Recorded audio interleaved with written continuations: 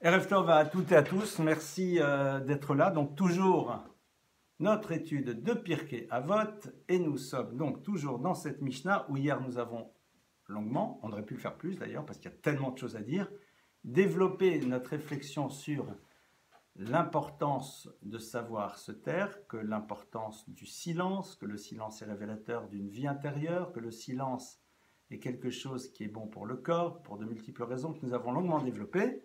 Et nous sommes arrivés donc sur la suite de la Mishnah.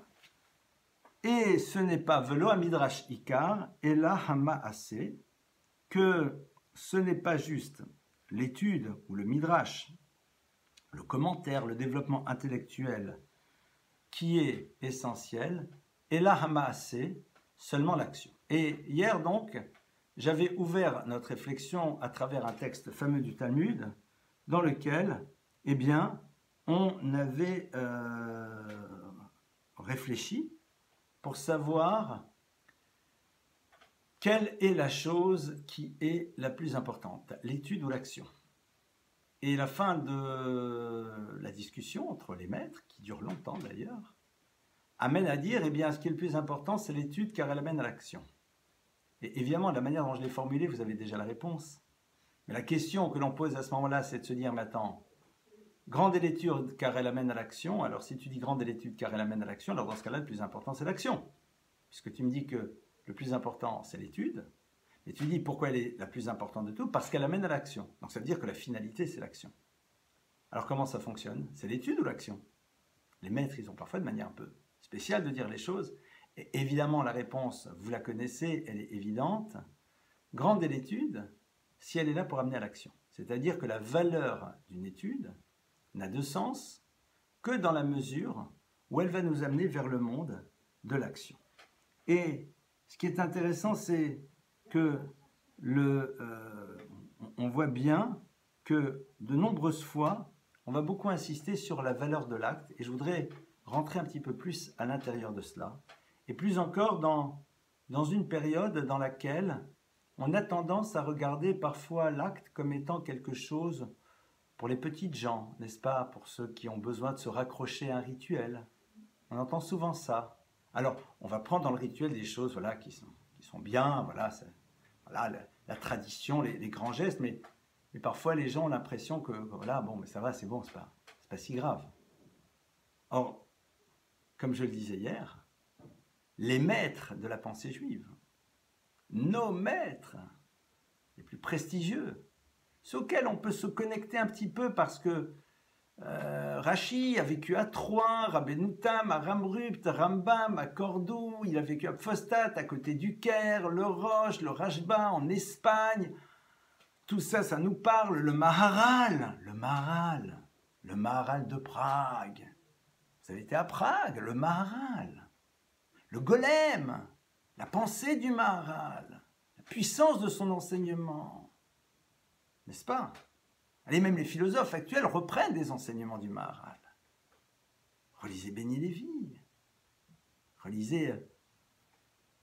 Voilà Eh bien, ces gens-là, regardez ce qu'ils ont à dire sur le Maasé, sur l'acte. Ils vont nous parler de l'importance capitale de l'acte, dans tous ses détails. Alors pourquoi? C'est qu'évidemment, il y a quelque chose qui se joue au niveau de l'action.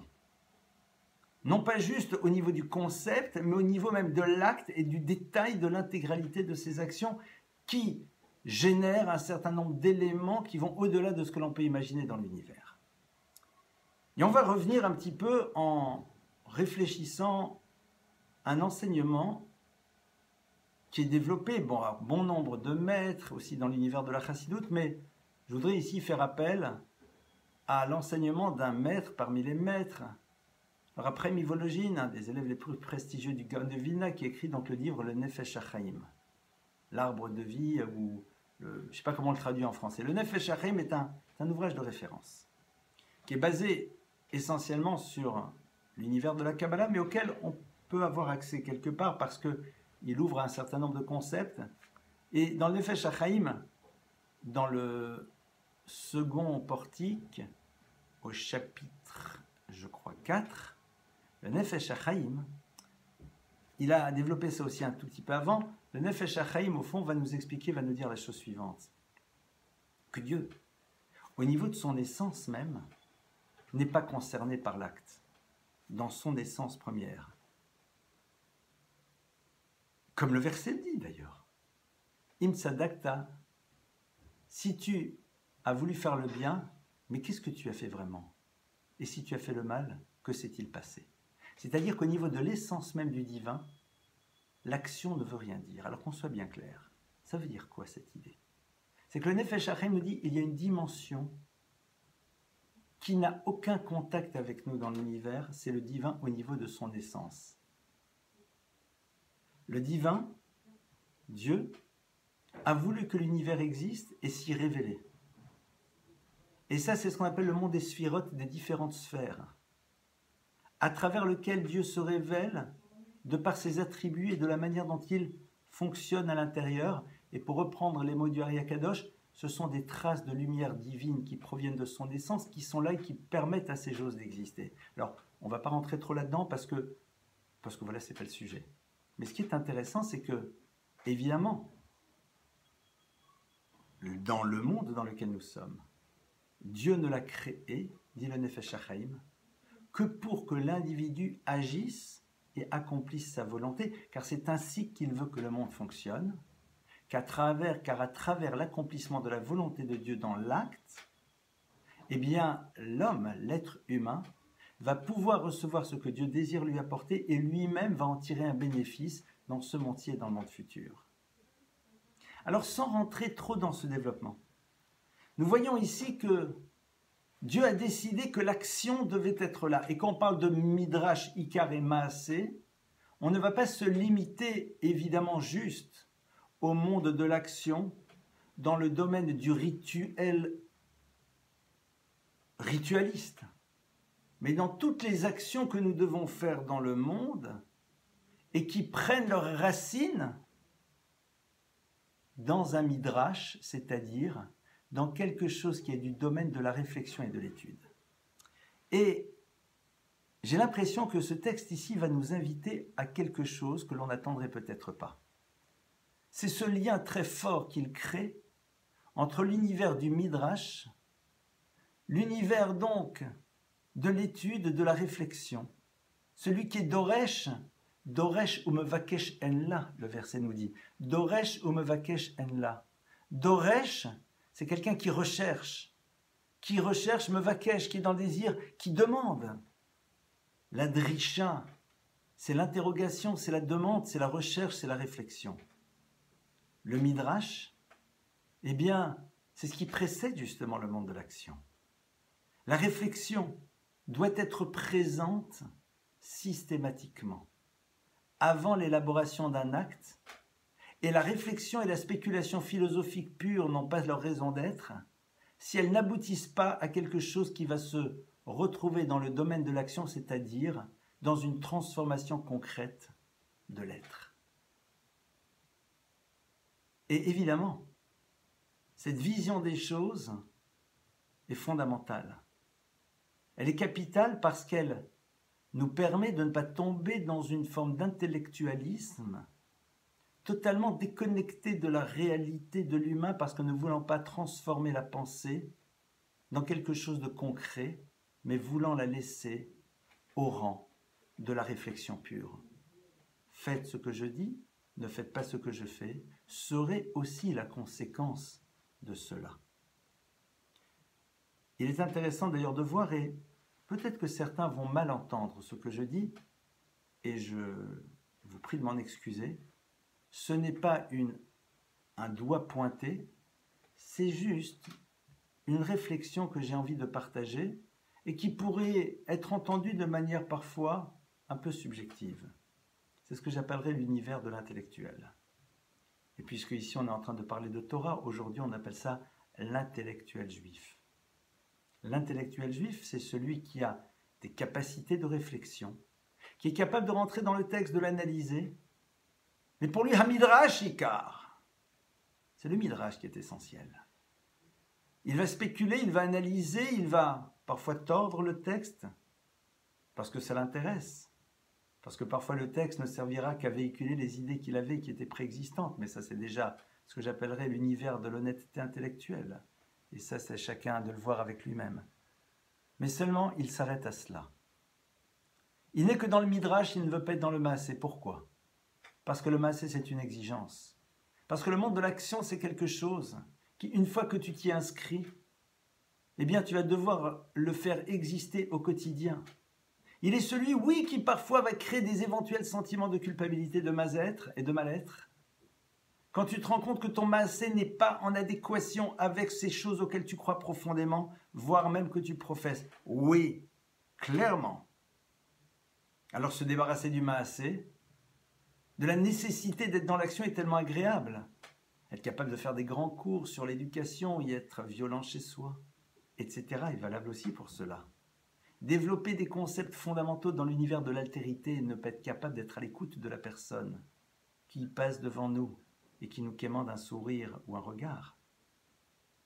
C'est cela aussi, l'Ohamid Rashikar et l'Ahammaasé. La notion de Maasé et cette notion de Maasé et de son importance est inscrite dans le texte de la Torah dès le début. Dès le début, la Torah nous parle du Maasé. Qu'est-ce que la Torah nous dit sur le Maasé? Dieu a créé l'univers en 6 jours. D'accord? On s'en rappelle. Mais rappelez-vous ce que vous dites, ce que nous disons tous les soirs au vendredi, au Kiddush. Asher bara Elohim la'asot. Asher boro Elohim la'asot. Je peux vous le faire en ashkénaze aussi. Et plus en ashkénaze d'ailleurs. Il faut assumer ses origines. Asher bara Elohim, nous parlons du monde que Dieu a créé. La'asot, pour faire. C'est-à-dire que le monde n'a de sens que dans la mesure où il est l'univers de la asiya, de la réalisation que l'on demande à l'humain. Et cette asiya doit être sous-tendue par un midrash. C'est-à-dire que c'est ton étude, c'est ta réflexion, c'est la recherche d'une référence qui te permettra de savoir comment agir dans ce monde. Atzilut, Beria, Yotzira, Asiya, 4 dimensions. Le monde des émanations, le lieu dans lequel cette lumière, cette trace de lumière émerge à travers la volonté première que nous allons percevoir à travers la Yotzira. Le monde dans lequel les atomes se façonnent, j'ai envie de dire, de manière fort peu scientifique. C'est-à-dire les éléments constitutifs de la matière commencent à émerger. Et puis par la suite, Bria, Yotzira, ça se façonne. C'est le monde où en effet, voilà, les prairies, les montagnes, le monde dans lequel nous sommes. Et après la Asiya, c'est toi, c'est moi, c'est nous. Une asiya, une nécessité d'agir dans le monde, non pas juste pour le prolonger, non pas juste pour le préserver, mais pour faire émerger quelque chose qu'il n'y a que nous, en tant qu'êtres humains, qui pouvons faire émerger. Le monde animal ne fera et n'a jamais fait et ne fera jamais émerger quelque chose de particulier dans l'univers. Il se contente d'y être, de s'y reproduire. Et ça s'arrête là. Il ne peut pas être créateur. Le seul créateur dans l'univers, c'est l'être humain. Et comme il a ce pouvoir et cette force de création, eh bien, il a besoin d'un point de référence qui lui dit dans quel sens on doit créer, dans quelle direction on doit créer, de quelle manière on doit créer. La finalité de ta vie, ce n'est pas toi-même, tu es le vecteur d'une réalisation. C'est le monde de la Asiya. Le Midrash, c'est ce qui te permet de rentrer dans le monde de la Asiya. Et c'est la raison pour laquelle nos maîtres vont nous dire que le Midrash n'a de sens, que l'étude n'a de sens que dans la mesure où au moment on commence à l'élaborer, au moment où on commence à y réfléchir, au moment où on commence à pénétrer dans cette réflexion, dans cette étude et dans la recherche de ce que notre référence a à nous dire, dans notre tête, nous sommes prêts à accepter la dimension impliquante d'un savoir que nous allons devoir traduire dans le monde du réel. Il ne faut pas que ça soit un choix à la fin, il faut que ça soit quelque chose qui se situe au point d'entrée. traduit de manière différente, êtes-vous prêt à vous laisser, comme le dit un de mes maîtres, bouleverser par ce que vous allez apprendre, car le bouleversement n'est pas un univers de l'intellectuel, c'est l'univers de celui qui bouleverse sa réalité concrète à travers la connaissance à laquelle il a pu accéder. Et c'est cela que ce texte est en train de nous dire. Nous allons avancer un petit peu plus dans notre réflexion sur cette chose qui est au cœur même de l'identité juive. Et c'est en cela où je parlais peut-être d'une manière un peu forte, mais ce n'est pas grave, parce que ce n'est pas dirigé. C'est juste une interpellation de l'intellectuel, de celui qui, au fond, va dès le début décider que sa pensée ne l'amènera pas à une transformation de sa vie, parce que tout simplement, c'est ce que j'appellerais un hypocondriaque de son confort psychique, plus que cela, parce qu'il n'a pas le courage, en se laissant bouleverser par un savoir, de résister à la pression du groupe qui refuse de fonctionner de cette manière et qui risque de le mettre au banc de leur histoire. Mais vaut-il peut-être mieux être au banc de leur histoire pour vivre son histoire? C'est le problème de celui qui sacrifie son identité et son projet d'existence sur l'autel de la pression sociale. Quelque part, le lieu dans lequel il révèle une absence totale de liberté par rapport au monde dans lequel il se trouve. Et évidemment, cette idée-là, on la retrouve déjà dans les premiers versets, comme on l'a vu. Asher bara Elokim la'asot. Le la'asot, il s'adresse à vous, à moi, à nous. Le monde de l'Asiya. Et on va le retrouver. On va le retrouver plus tard, ce terme de la'asot, évidemment. Quand est-ce qu'on va le retrouver, dites-moi? Évidemment, je suis sûr que la plupart d'entre vous êtes déjà conscients du lieu dans lequel on le trouve. C'est le moment dans lequel on nous parle de la révélation de la Torah. Quand la Torah nous est révélée, eh bien, Vaya'anu kolam yachda vayamru, le peuple va répondre. Il va dire plusieurs choses. Il va dire parfois, Naaseh, nous allons faire. Et puis une fois, il va dire, Naaseh venishma, nous ferons et nous écouterons. Évidemment qu'il ne s'agit pas ici d'une écoute de savoir de ce que tu dois faire, sinon c'est ridicule. Et évidemment, tu ne peux pas faire une chose si tu n'as pas entendu à un moment ce que tu devais faire. Donc le Naaseh et le Nishma ne peuvent pas être compris comme cela. Tu ne peux pas me dire que le Nishma, c'est écouter la parole qui me dit ce que je dois faire. Car sinon, c'est totalement incompréhensible, et plus que cela.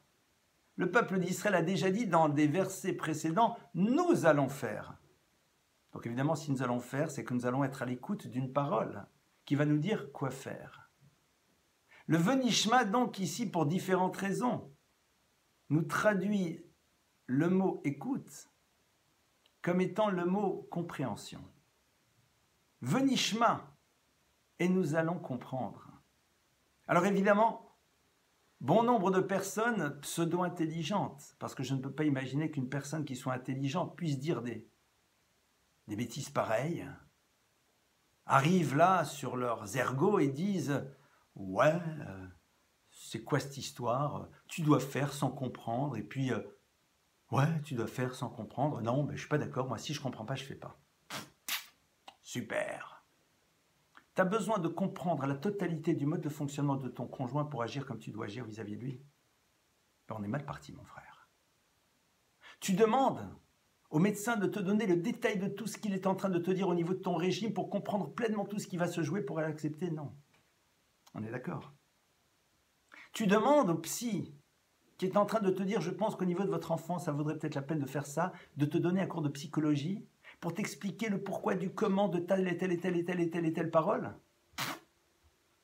Et tant que tu n'as pas compris pleinement le sens et ce qui t'a expliqué, tu ne le feras pas. Ben si c'est ça, ça va être compliqué. C'est pas vrai, mon frère. Le Naaseh venishma, nous le faisons. Et même plus que cela.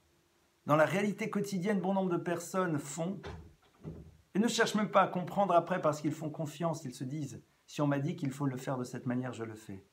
Ils essayent de le faire de cette manière. Le Naseh Venishma de la Torah n'est pas là pour alimenter ceux qui veulent voir les personnes qui sont dans la pratique des mitzvot comme étant des imbéciles heureux, qui se contentent d'être dans une forme de ritualisme forcené et qui quelque part sont heureux de cela. Et si un jour ils comprennent. Parce que quand la Torah va nous dire Venishma et nous comprendrons, elle te dit plusieurs choses. Elle te dit d'abord, comme le dit Rambam Maïmonide. Le Rambam te le dit à la fin d'Ilchot Meila Perek 8, chapitre 8, Halacha 8. Il te dit que c'est une obligation de chercher à comprendre le sens des mitzvot. De toutes les mitzvot, dans le rapport à Dieu comme dans le rapport à l'autre.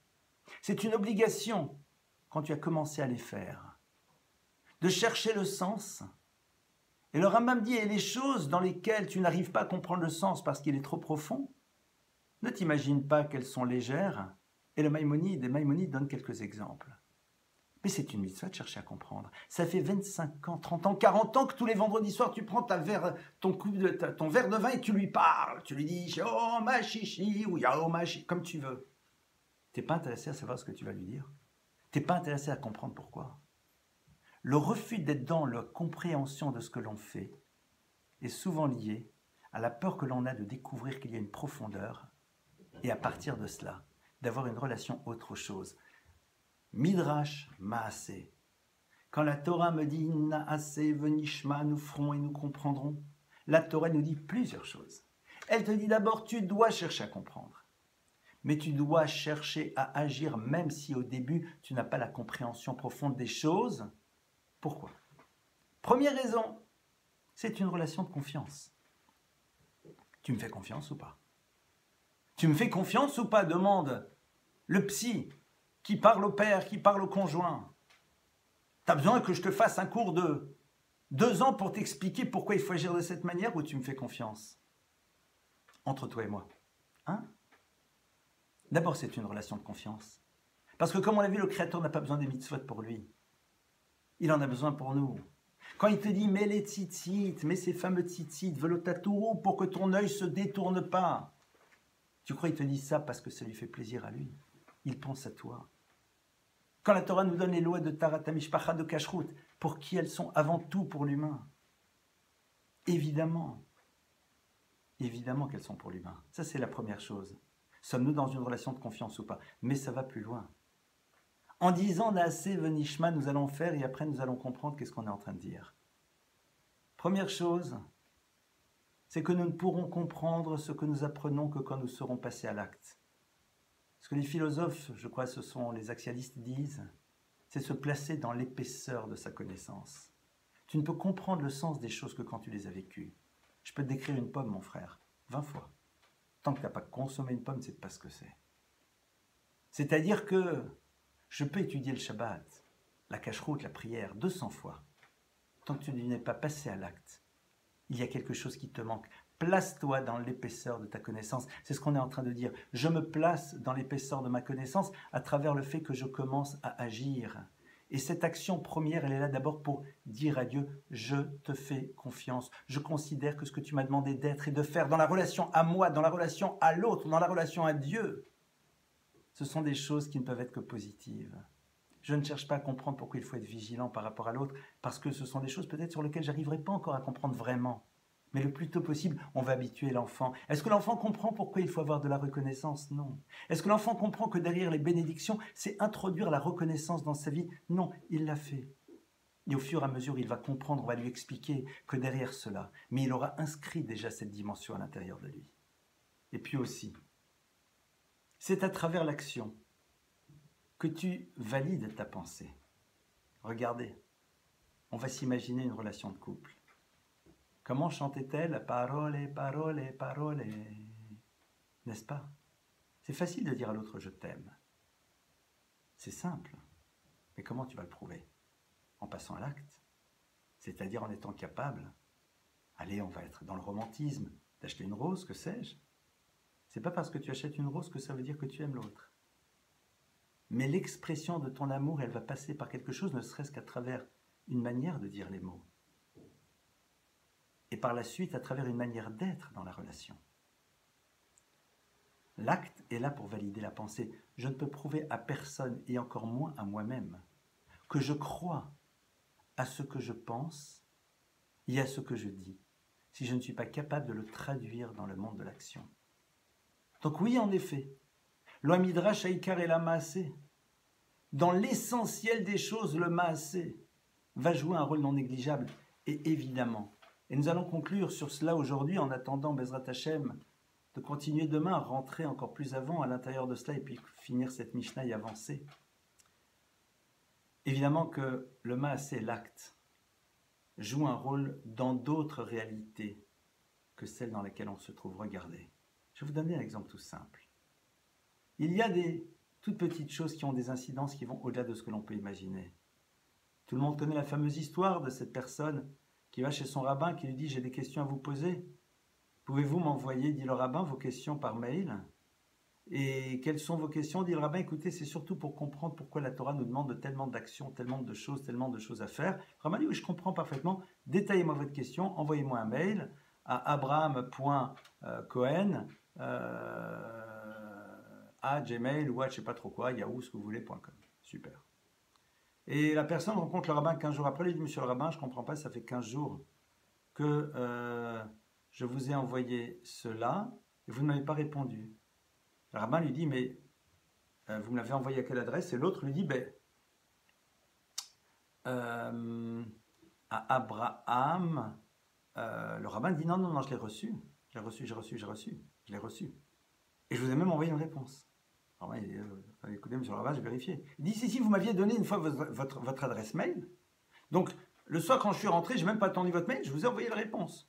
Le lui dit, mais vous connaissez mon mail? Il dit, oui, vous me l'aviez donné, vous êtes monsieur Shalom Cohen@gmail.com. L'autre lui dit, non, c'est pas Shalom Cohen@gmail.com, c'est Shalom.Cohen. Le rabbin, il dit un point, qu'est-ce qu'on se moque? Non, c'est pas un détail, ça a une incidence. Il faut savoir que, on le sait, les mots, parfois, ont une incidence qui vont au-delà de ce que l'on peut imaginer, c'est aussi dans le monde de l'action. C'est facile d'être dans des théories sur la relation à l'autre, mais si tu es capable de lire, tu es une nullité. Hamaasé, dans la Torah te dit que ton acte, c'est justement de renoncer à dire ce mot, qui peut laisser des traces qui vont au-delà de ce que tu peux imaginer. Et sache qu'au niveau des actes positifs, eh bien, ces actes ont un retentissement colossal. À l'image de cette personne qui est dans le poste de pilotage à distance d'une fusée. Il y a qui ont dit, tu sais, tourner ce bouton un petit peu plus par-ci ou un petit peu plus par-là, peut totalement changer le programme et faire que cette fusée aille ailleurs. On le voit dans tellement de domaines que des toutes petites choses ont des retentissements qui vont au-delà de ce que l'on peut imaginer dans le monde de la matérialité. Eh bien, il faut savoir, et on va rester dans le monde de la spiritualité positive et non pas dans l'univers de la transgression, que chaque acte positif que nous faisons, au-delà de la construction qu'il met en place chez nous, au-delà du fait qu'il va nous appeler à comprendre, qu'il va nous amener à vouloir nous interroger sur ce qui se joue derrière, et donc nous permettre de mieux percevoir, de ressentir et de vivre intensément encore plus cette action, eh bien, crée quelque chose dans les mondes, transforme les univers. Le Chafetz Chaim disait, un juif qui met les téphilines à Radin en Pologne de l'époque aide un autre juif à Paris à rester dans son identité et à ne pas l'abandonner. Parce que nous sommes tous en connexion et que l'acte de l'un a un retentissement dans une dimension cosmique. Ça, c'est ce que l'univers, entre autres de la Kabbale, va venir nous apprendre. Ce sont des notions que nous nous devons d'inscrire aussi de manière forte. Voici quelques pistes donc par rapport à ce texte. Comme vous le voyez, nous avons encore beaucoup d'autres choses à explorer. Bezrat Hashem, on continuera demain. Je nous souhaite à toutes et à tous une très bonne soirée, une bonne suite dans vos études, dans nos études, et Bezrat Hashem, on se retrouve demain.